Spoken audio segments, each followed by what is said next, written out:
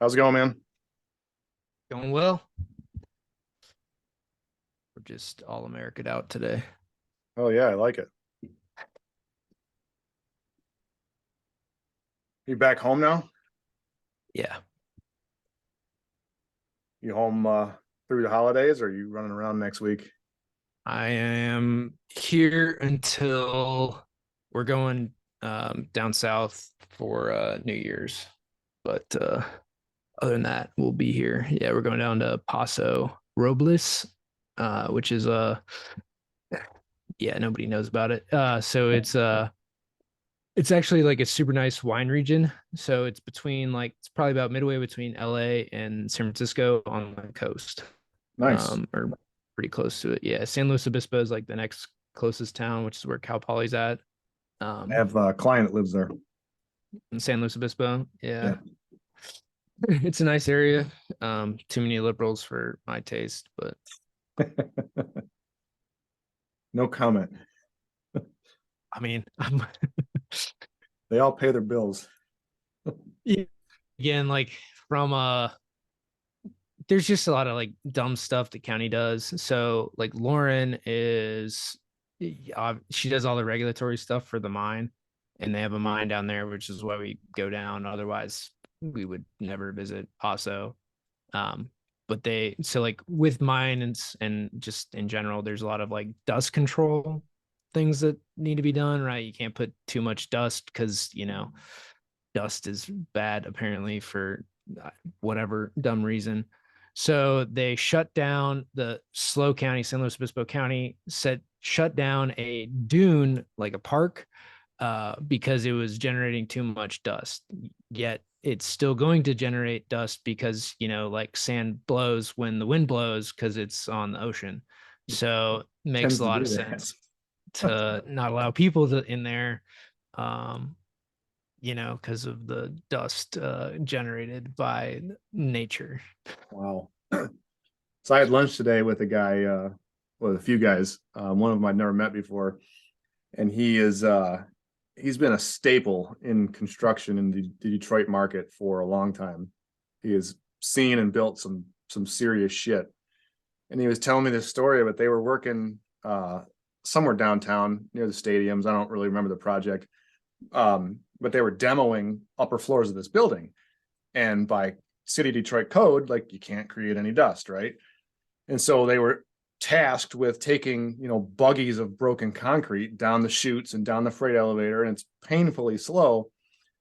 So instead, what they would do is wait till after dark, and they would take a skid steer and just go shoop and scoop it right off the side of the building and let it fall. And then they'd send gift cards to car washes to the local businesses around the area the next morning to let them clean their dust off. Yeah, I mean, some things like just become so absurd. Like I understand it to a point, but in California too, like for this whole dust thing, which is just like an absurd deal, but like ag is exempt, right? So whenever you're plowing a field, yeah, like exactly, right? So like when you're plowing a field or doing any of this stuff, like agriculture, like in food growing, is exempt from any dust, stuff, which they're probably the biggest, if we want to get down to it, like they're the biggest culprits, but like, okay, I get it. But then on a mine, right, for like rock and also like an ag product, granted, it doesn't grow, but well, it does just very slowly. So you then are going to punish them for like dust when ag is exempt, right? And so like mines have to live up to all these emissions regulations, which means every like few years they have to refresh equipment, every 3 5 years and buy $1 million pieces of equipment. And then that equipment just goes to Nevada to be used, and they get cheap equipment, that's barely like, I mean, some cases barely used, where again, ag is exempt from this.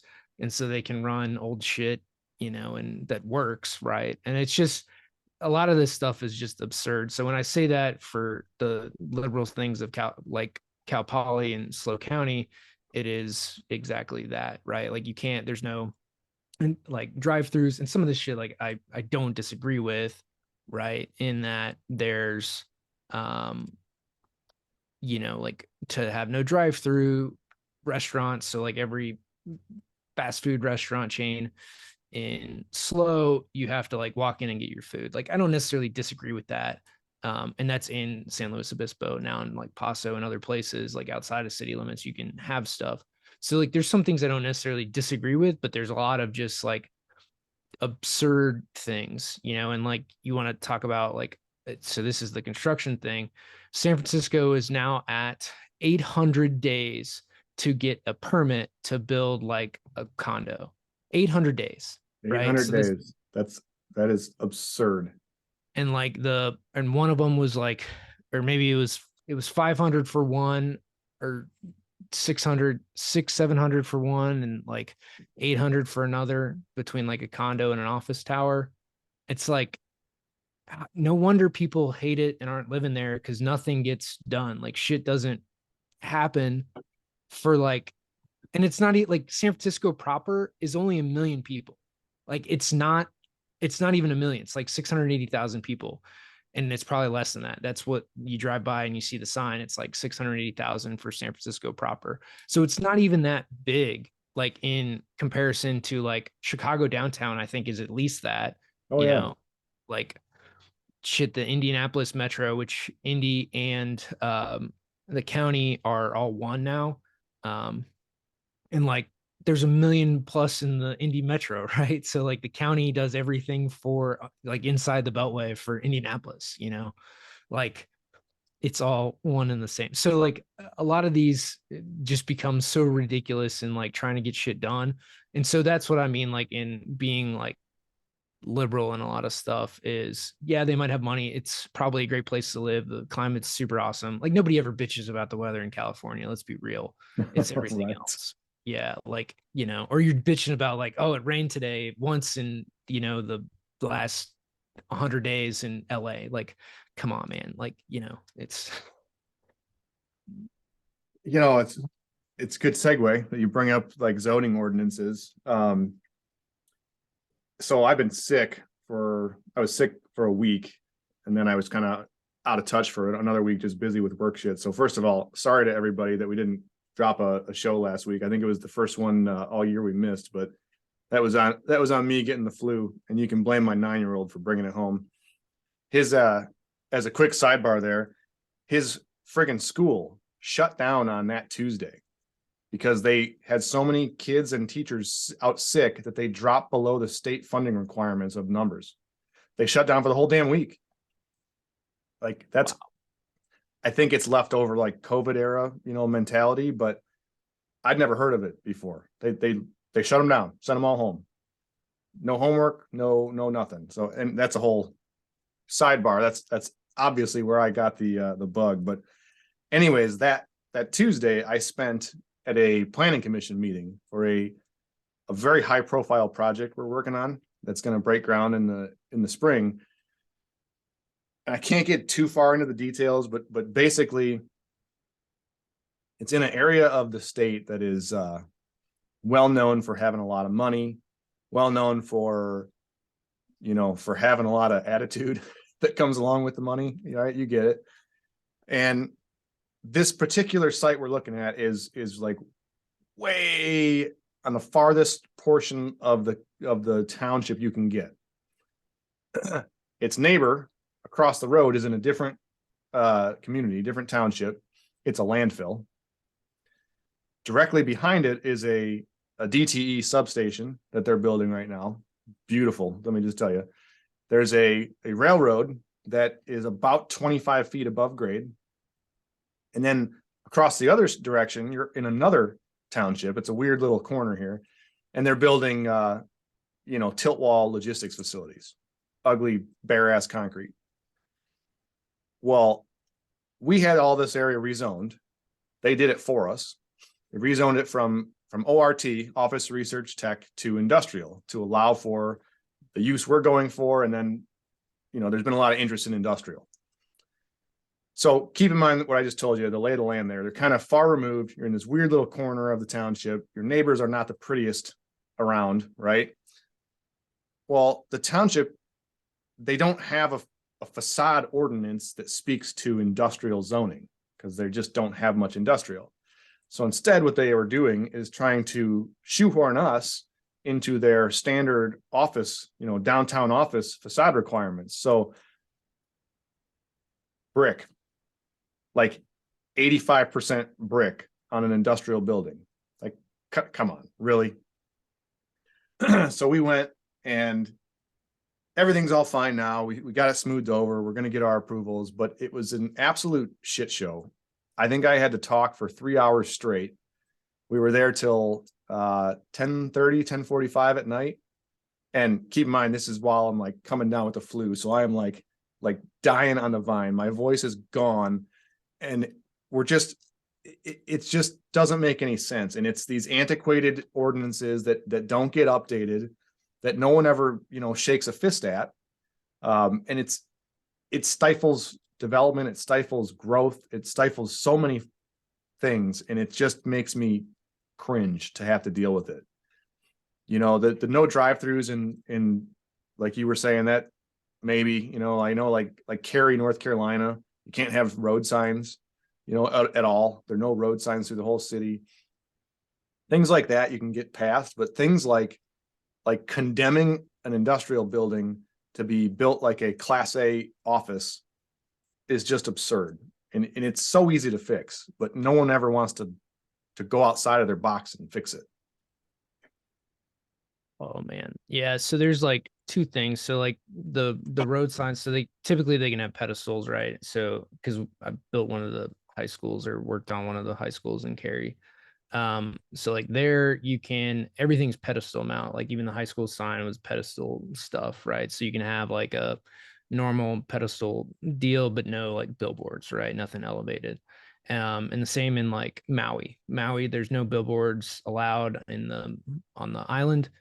Everything is pedestal stuff. So like to notate the hotel, right, Westin Marriott or whatever your store is, you can have a yard sign out front, basically.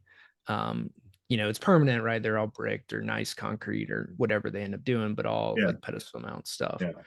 And that like I'm okay with, right? Like that's reasonable. And I think the core issue that we get to here and when I say liberal, I mean like people that are just unrealistic in what how things like get done. And this goes in a lot of stuff, right? They go too far one way or the other, right? To like no regulations on the far right and like I'm not, we need something, but to say, and then on the far left is like controlling everything and you can't do anything. Well, that's a problem too. And really it comes down to how reasonable is the expectation that we're required to live up to, right? And like for this type of stuff, and I was on a call recently for some zoning things too, and it's just like people don't understand, or the power that they have, they want to extol onto everyone else when it's like, so you really don't have do I need to talk to you? Like for given projects. So like the thing that you're going on, like I don't think people really either understand nor care what it costs, right? So they don't understand that brick and the masonry now adds, whatever it might be, $5 million to the cost of the project for a facade in a place that's not it's not like you're building something across from a subdivision, right? Or a high school. And that's a different deal. And so in their zoning requirements, as well as being reasonable, becomes it is a fine line to walk, right? Like, well, show me what your industrial expectations are. Well, we don't have any. Okay, well, so then we can do whatever we want by your zoning requirements, right? And then if you really want to go down the books, it's like, well, if you kill a cow, we can hang you in the town square because those are not off the books either, right? So like, what do we want to go to in like on the books, right? There's a lot of laws that are still on the books, like if you don't flash your headlights at a stop sign, right? Because that used to be a thing. Like there's a lot of stuff that we don't use, but it's not taken out of the like actual law. And so all this comes down to a conversation in like reasonability, which seemingly we have lost in a lot of things. Well, and that's just it. And the problem is from my side of the table, we're not going out and being freedom fighters for every other builder in the area. So I'm not going to tackle these problems until they're my problems. But by the time they're my problems, it's probably too late to affect any real change. And at that point, now you're just trying to talk reason with people. And, errors by omission in ordinance, it's unreasonable. And what generally happens is the planner then is allowed a certain latitude of interpretation.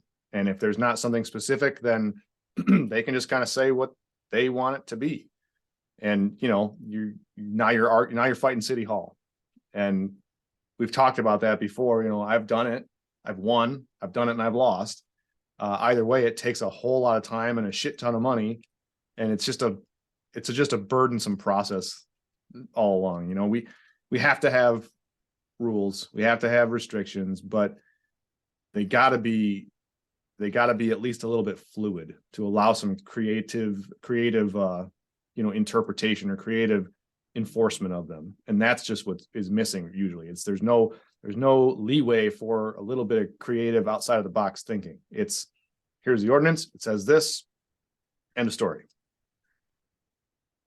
Yeah, I mean, when it comes to, I don't know, man, like, there's dealing with the problem after it's created, right? And we do a lot of that, right? It's all the reactive pieces. And so we all have that in our business in one way, shape, or form, right? Where, like, I'm dealing with some software pieces and it's like, well,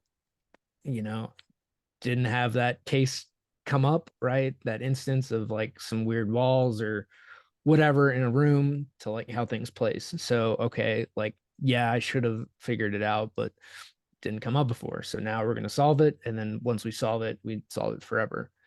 And so as you go through like those things, it's to try to have that mentality. And unfortunately, what happens in like the zoning permit process for a lot of this stuff, it's a one-off exception, right? It's to get your project through. And we don't ever view it through the lens of, as an architect, engineer on that side of the table, because usually, I mean, and then on you with the design build side, but like usually it's architect and engineer trying to push a lot of this stuff through to get it approved. And so when that happens, we have to remember that we're going to represent a lot of clients probably in the same vein of thing.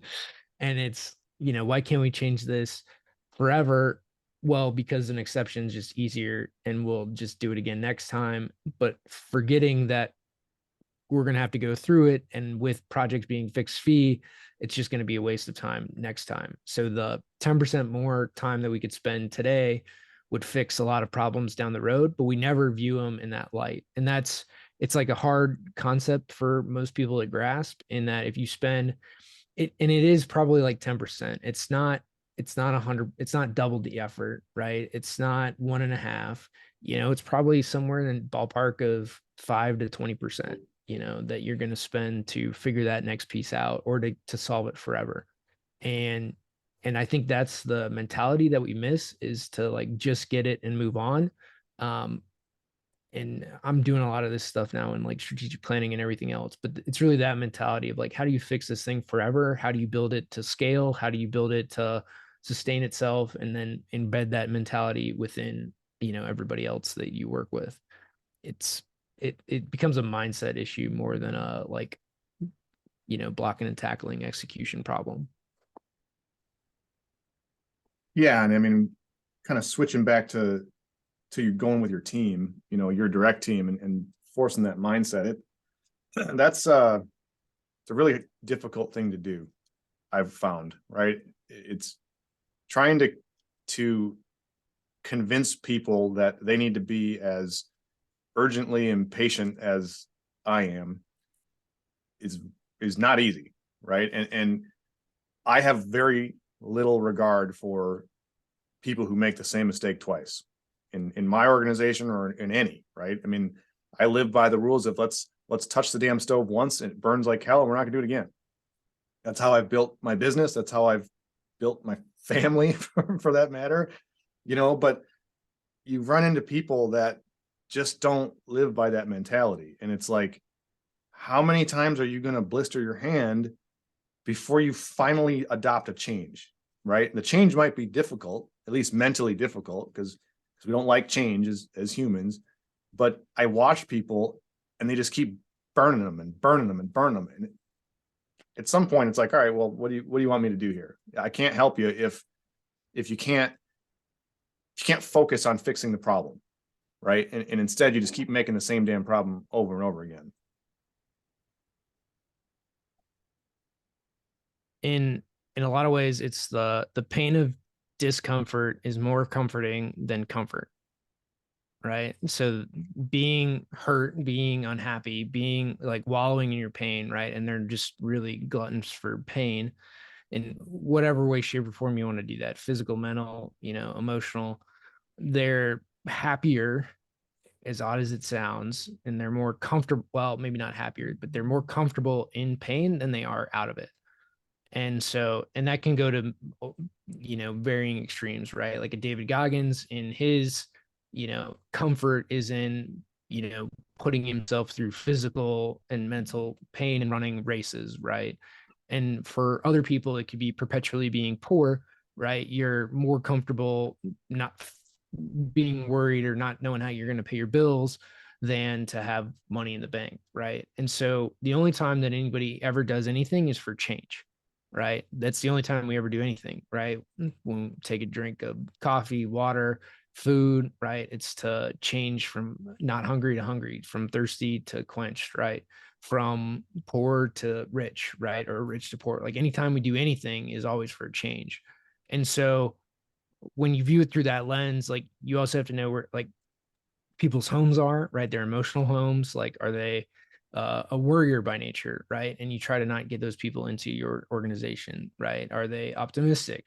Yeah, okay, good. That if your emotional home is optimism, we can work with that, right? Because negativity spreads like a cancer through any organization, right? You can even look at it in the last few years at the negativity that's been pushed by like the media, right? It's even the most positive, happiest person you have ever met in your entire life will at some point succumb to negativity when that's being pushed down their throat, which is why like you can only be so happy, but you can be a lot sadder.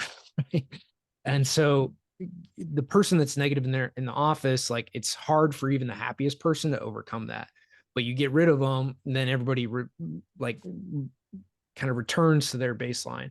So you're going to have like a few people, and there's always a few, right, that are just bubbly, super happy people, which those should be the people that like answer your phones and stuff. But like those people that are happy, always excited, like just you could kick their dog, and they'd still be happy, right? Like those types of people are, one, they're few and far between, but on the whole, they bring everybody up, but they can only bring them up so far. And so you want that level of like emotional home to be always towards the positive, the optimistic, because that means that you can be more creative. That means your organization can be more fluid. They're going to be more productive, right? If you're just pissed off, like most people cannot use anger as a fuel to like do stuff, right? They just wallow in it, or break things, or like it's not a productive emotion for the majority of people. Now the people that can harness it and use it to productive actions are again few and far between, but they can do that to an extraordinary benefit to themselves, right? It means they'll get shit done no matter what.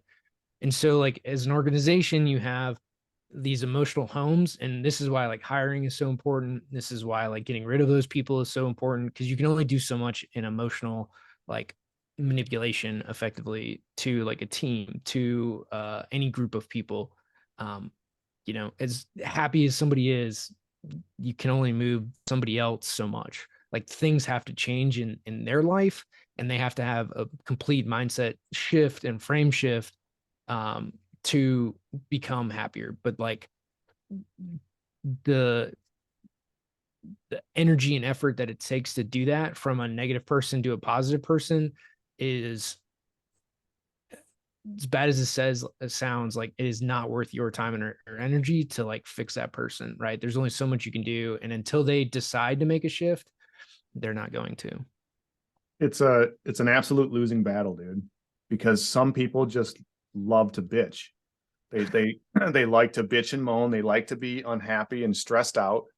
And I've never heard it phrased like that with finding their emotional home. That's pretty heavy stuff you just laid out here for us, but it's 100% true. And some people they just can't get past that mental fog that would allow them to do things more efficiently and then be less stressed out, which then allows them to be happier at work. They like to stay and piss and moan, and nothing ever benefits from it. Andy talks a lot about getting pissed, and I kind of operate that way too. Like when I get my own personal failures, or when I see people, coming at my company, I use them as chips on my shoulder, right? I load that shit up, and I get angry, but I control the anger, and I'll put my head down, put my horns out, and I'm going to run you over. But then there's people who just can't do that. And they're so constantly down and constantly in that negative, sour mind frame that then any actual real negativity put on top of that is crippling. And even they can't operate anymore. And I've seen it. Candidly, we're dealing with it right now. And it's unfortunate, because it doesn't take that much to change yourself, right? It's hard. Don't get me wrong. It's not easy. It's all kinds of hard, but you can do it versus trying to change your neighbor or trying to change your employee or your friend. Like that's almost impossible because the person has to want it themselves. It's like 75 hard. It's like running your 100-mile race. It's like jumping out of an airplane. Like you have to want it yourself and affect that change in yourself before you can even attempt to talk to anyone else about it. So it's when we talk about like changing others, first you have to live the example, right? Like, and you have to have been living the example for much longer period of time than you think. And this is like years that we're talking about to live that example, to be that example. And you're never going to enact change in others until you are yourself the standard. And you will more do it through your actions than your words, right? So like, I mean, the easiest one for me is like running and exercise. It wasn't until like I did Ironmans and ultra marathons and all that stuff that like, or, half a dozen marathons till I pulled somebody through their first marathon. Right.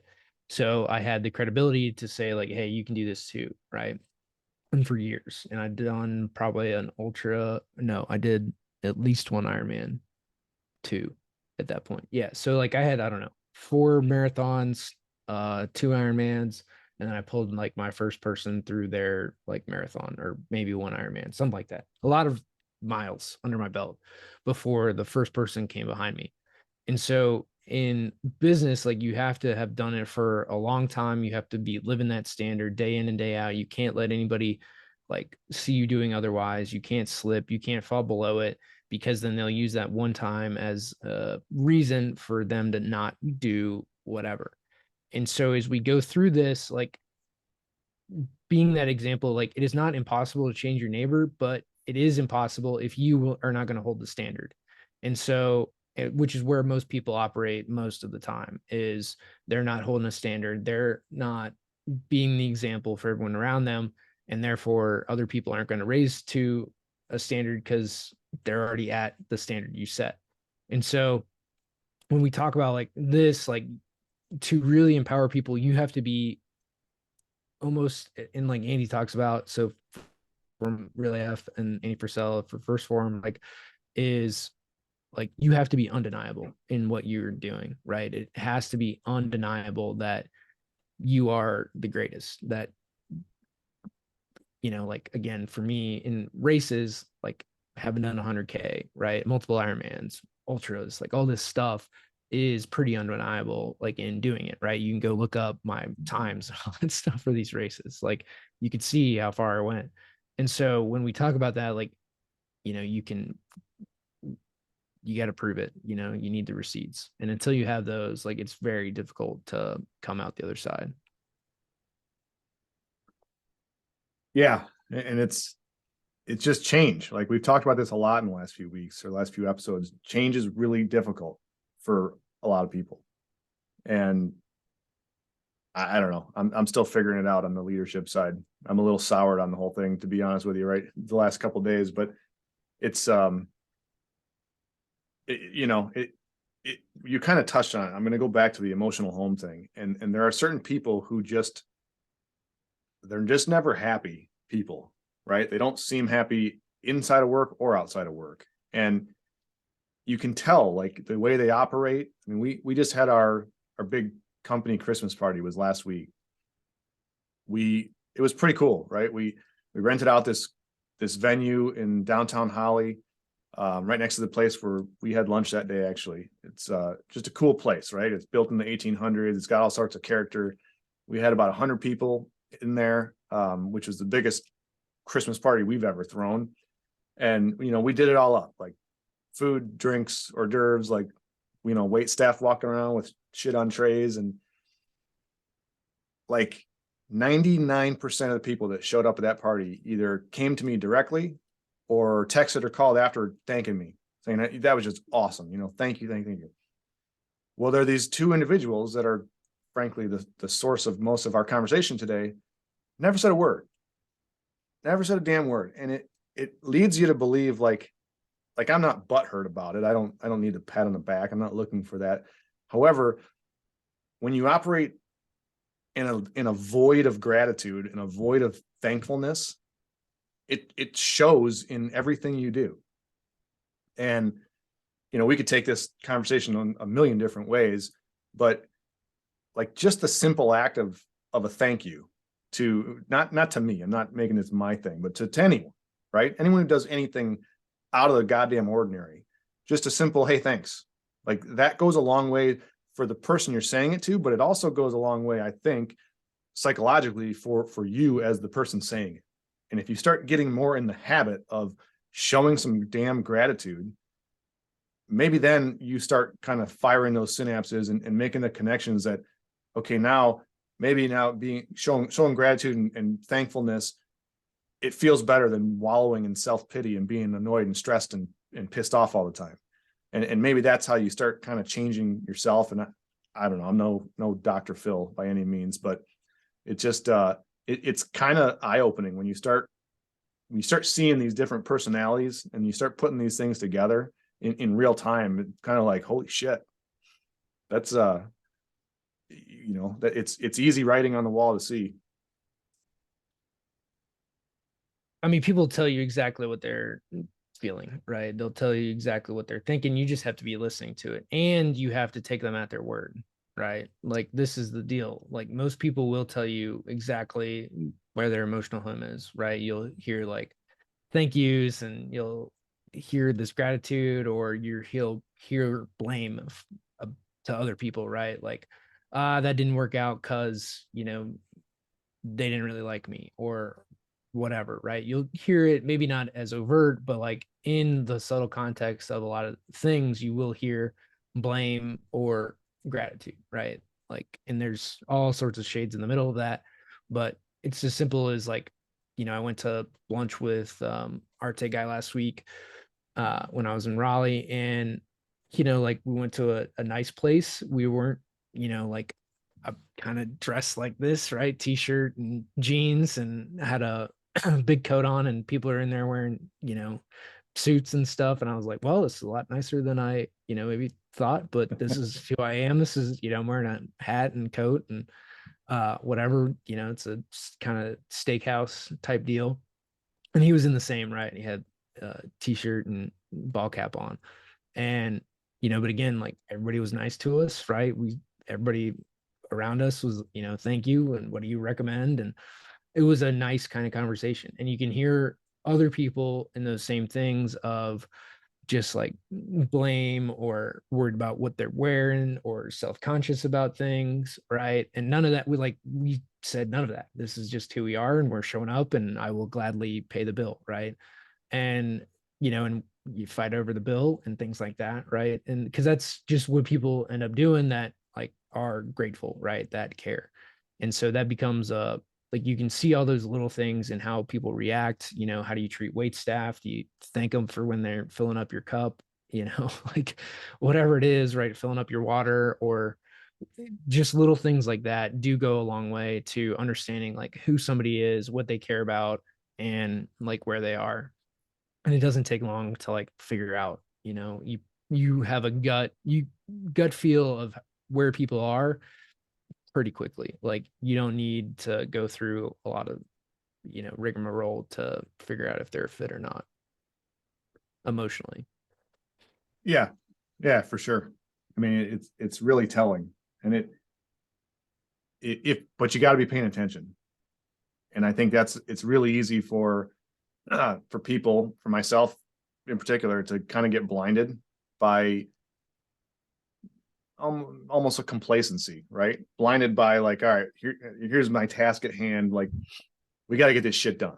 We got to build this fucking building, and all the rest of the stuff I can just look past because it's not physically on fire quite yet. And especially in a leadership role, you got to not do that. You got to take the blinders off and see the whole forest, because if you don't, the shit can start burning behind where you can see in your peripheral here, and you're gonna, by the time you figure it out, it's gonna be too damn late. So I was just having this conversation. As you guys can tell, I talk to a lot of people. Um, like it's what I do, man. Um, so I was having this conversation with one of the guys, and we were working through stuff, and he was like, man, it was a real productive day, and then another day when we had like our I was at their holiday party and stuff like that, and he's like, man, today it doesn't feel like I got shit done. And I had to remind him, like, no, man, this stuff, right? Spending 3 hours with the team, with the guys, that is just productive, if not more productive than the spreadsheets that we're working on or whatever else, that goes through. And so for all you guys out there, like bullshitting with your team, it's not like productive in the sense of like one for one, right? A brick got laid or a wall got up or rooms got designed or whatever, right? It's not productive in that sense. But what it is productive in is bonding with your team and making sure they understand like where you stand. They understand the vision of the company. They understand why we're doing things. And like that is just as productive as everything else that you have on your to-do list, right? Bullshit with team can be an item to do on a regular basis. And I think often we forget about that. And, for me, when I was leading engineers, like, and I met with guys, or saw guys like once a week or once a month. Granted, I talked to them every day because we had a standing call to go through projects. But like for some guys, I only drove and saw them once a week. And one of the guys came in like maybe once a month or every couple weeks or whatever. And so you spend 20, 30 minutes bullshit with them. How are you doing? What's going on? What can I help with? Right. Whether it's work or not, like it doesn't matter. It's that you give them your undivided attention for a period of time. Like one guy loved to talk about golf, and sure, that's what we talked about, like other guys care about different things. And so you gotta like one, know your people, but and then also just tell them where you're going, like what you're working on, what the plan is, where they fit in, or hey man, just keep doing what you're doing, right? Like you're in a great role. There's really, I was the upward mobility and none of you guys are licensed, so you're going to be in this spot forever, and that's just what it is. But again, just keep doing great, and that's what we can expect. We can expect new projects, or here's what's coming down the pipe. And so like when it comes to productivity, because a lot of you guys listening are this way, right? Like, and you want the productivity hack or the thing to significantly improve what you're doing. And sometimes, man, like that personal relationship, and this is all that like long-term thinking, right? It's not necessarily going to pay off today, but it will pay off in years, and even just like in a good friend, right? And things like that matter. And I think we take a lot of that for granted, especially in the like boss employee dynamic, right? Like, I'm here to help you, you're here to help me, we're here to get a job done together. Like, that's what it is. It's nothing more or less. Some of this is like, just don't overthink it, man. It's a lot simpler than we all like really think about, especially when you break it down, like it's not that hard. Yeah, I mean, it really is simple, and you just got to do it. It's that concept I touched on a few weeks ago of inefficient uses of your time for productive means, right?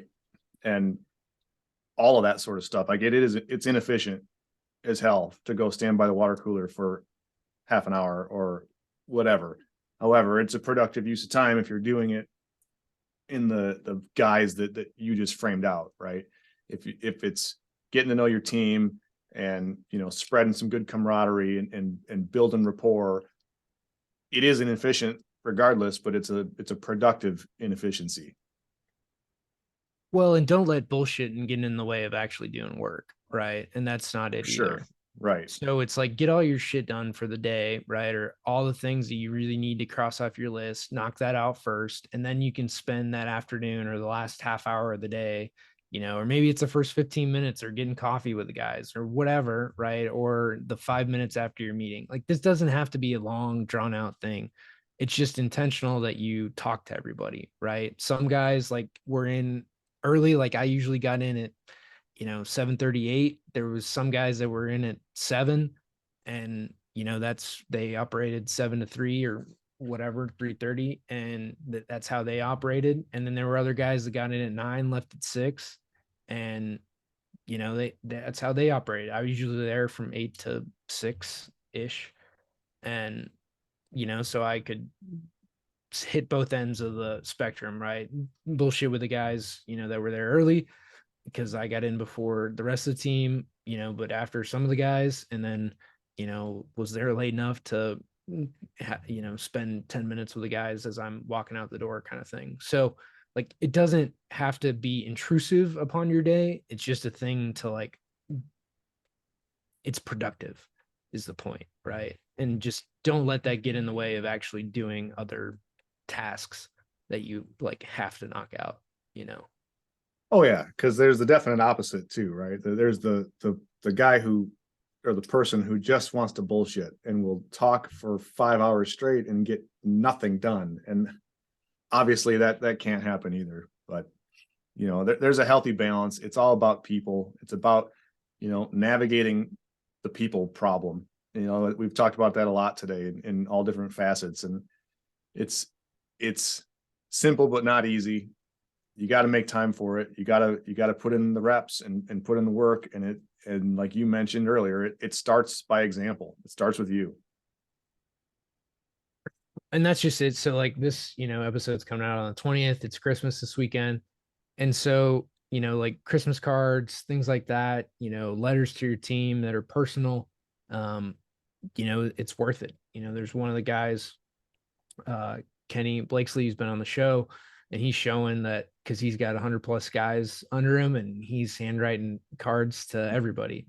And so, he's joking about carpal tunnel, but it's one of those things, right? He's taking the time to go and write cards to all of his guys, to his whole team, and things like that, matter, right? Taking that little time out to do those types of things, right? Whether it's you could send a handwritten card, video, meaningful email, text, like kind of diminishing returns there, but whatever those things are, right? To take the time out to write, some heartfelt, meaningful things do matter, right? People do care about that type of stuff. And it's just the lack of it that I think is prevalent. I think there's a lot you can do, and people respond pretty well to it. And as a leader, you gotta lead that charge. Kenny's doing a great job. Albeit he probably won't be able to use his right hand for a month, but he's doing a great job, and he's showing it off. And we're getting excited at the construction company starting tomorrow. So starting the 20th, we're kind of doing our end of year reviews and all that stuff. And it's a fun time to be a leader. it's a challenging time in some aspects, but it's also a lot of fun. You know, it's that time of year. There's big stuff happening. There's huge stuff on our horizon. That's just fun to see. You know, you gotta enjoy it, and you gotta lead by example. Speaking of example, if I didn't say that today, the 20th, when this comes out, is my beautiful wife's birthday, I wish her the happiest of birthdays. I'd be in big trouble if I didn't say that. So I'm leading by example, Dylan. Hey man, carrot and stick, right? Carrot and stick. That's right.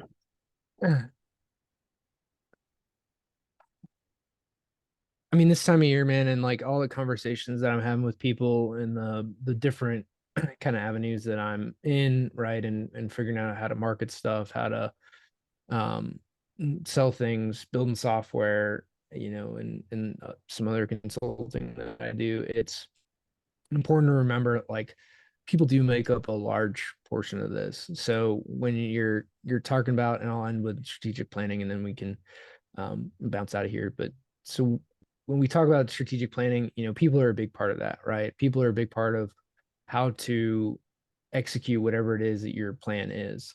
And you can always have like the big dream, right? The big goal, the big thing to hit, and you know what percentage of projects you might do, or the 4 people you might go after, and maybe you only get half of them. And like, there's the pie in the sky, or like the dream, right? The ideal, and then it's working backwards from that.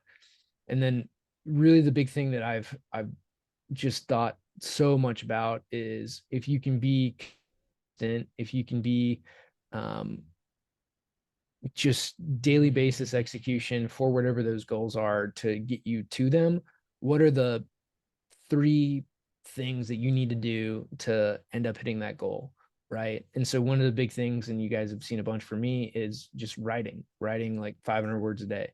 And like through that, you know, I've had in 2 weeks or whatever it is, like 1,400 people sign up for my online newsletter, right? I still do the print, you know, out to like I think there's 300 or 400 on the print newsletter, right? That's free. You can go sign up for it. But that's how I reach a lot of people. And writing is one of my preferred ways to communicate. And that's driven a lot of people to, you know, check me out, to check out what we're doing at Cowabunga Studios, and drives a lot of things. Like, I never thought about it. Like, I never intended it for it. Like, I'm not talking about software at all, but find out whatever the things are that you can do to get like closer to your goal, and whatever that means to you, right? Whether that's in fitness, whether that's in business, whether that's in your relationships, right? Like having a date night once a week, or putting your phone away for 15 minutes, like something that you can execute on a daily basis that is not like overly complicated, right? This is a 15 to 30-minute task.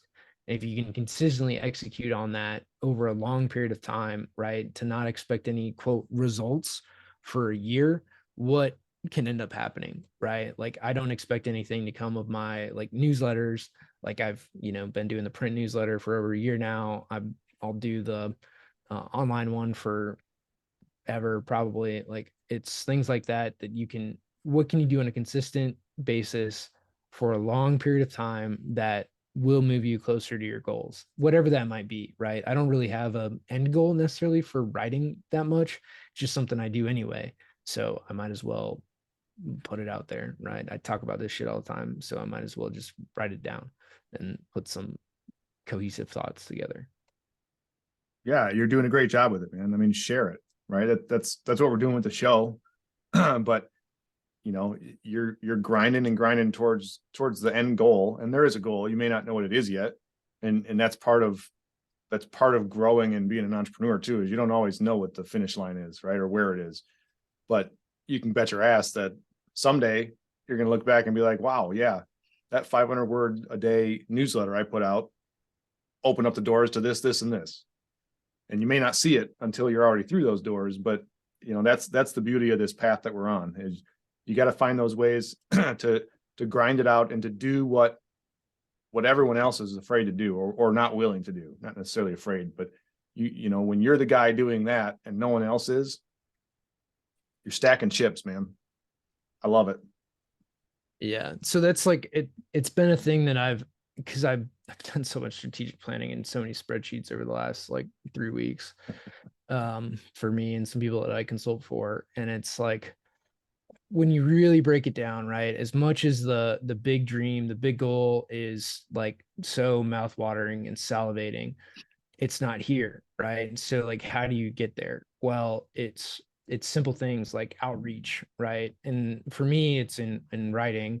For other people, it might be in like direct calls to those clients, right? Building those relationships, having, things every 2 weeks with people, right?